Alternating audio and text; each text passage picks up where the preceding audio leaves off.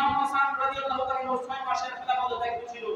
ইনি চিন্তা করলেন আমার চেয়ে আমিরে মুয়াবিয়া রাদিয়াল্লাহু তাআলা যত উপযুক্ত।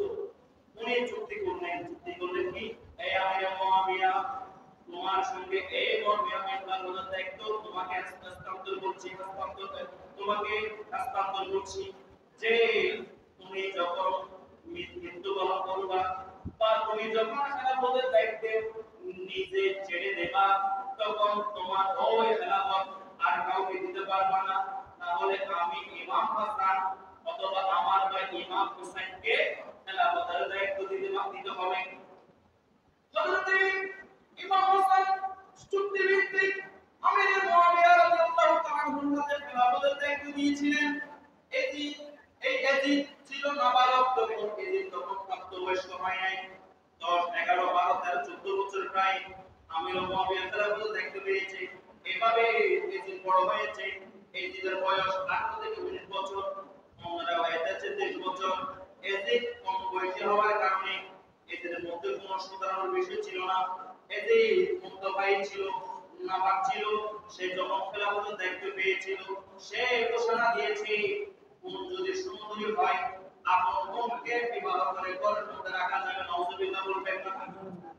এদিকে ব্যাপারে যদি ইমাম হুসাইন কারবালায় যদি না যেত, কারবালায় যদি শহীদ না হতো, মদ পান হারামকে আমরা হালাল মনে করতাম, করে সুন্দরী বোন হারামকে বৈধ মনে করতাম, সুদকে হালাল মনে করে আমরা গ্রহণ করতাম, তাহলে এই সুদ ব্যভিচার জেনা জুলুম নির্যাতনের বিরুদ্ধে আহলে বাইতের তাজা রক্ত দিয়ে প্রমাণ করে দিয়েছেন হারাম হালাল প্রতিষ্ঠা করার জন্য কখনো একজন মুসলমান সহযোগিতা করতে পারে না।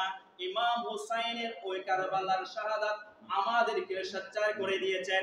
এভাবে মুহররম মাস আসলে আমরা মুসলমানরা সজাগ হয়ে যাই, হুসাইনি প্রেম উজ্জীবিত হয়ে যায়। জোরে বলুন সুবহানাল্লাহ।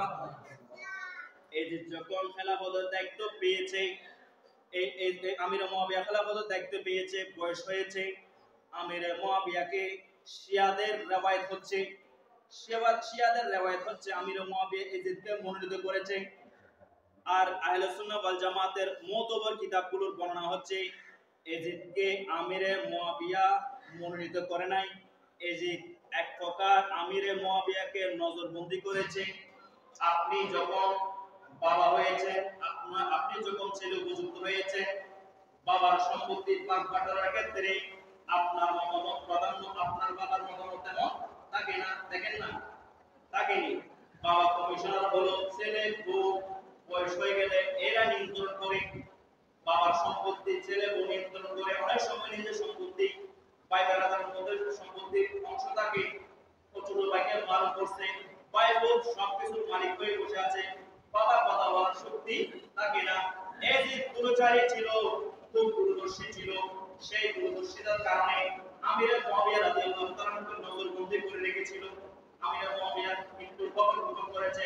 গোপন করার পরে খেলাফতের দায়িত্ব যখন পেয়েছেন দামেস্কে, অনেক দূরের জায়গা, কুফা ছিল মোয়ালিশের খুদা এই রাজধানী, আর উসমান রাদিয়াল্লাহু আনহু, সিদ্দিক ওমর রাদিয়াল্লাহু তাআলা এরা মদিনার জমিনে এরা রাজধানী তুলেছিলেন। আমার রাসূল যেভাবে গড়ে তুলেছিলেন, হযরত মোয়ালিশের খুদা কুফায় নিয়ে গিয়েছিলেন। আর কুফা থেকে ইসলামী রাজধানী স্থানান্তর করেছে দামেস্কে।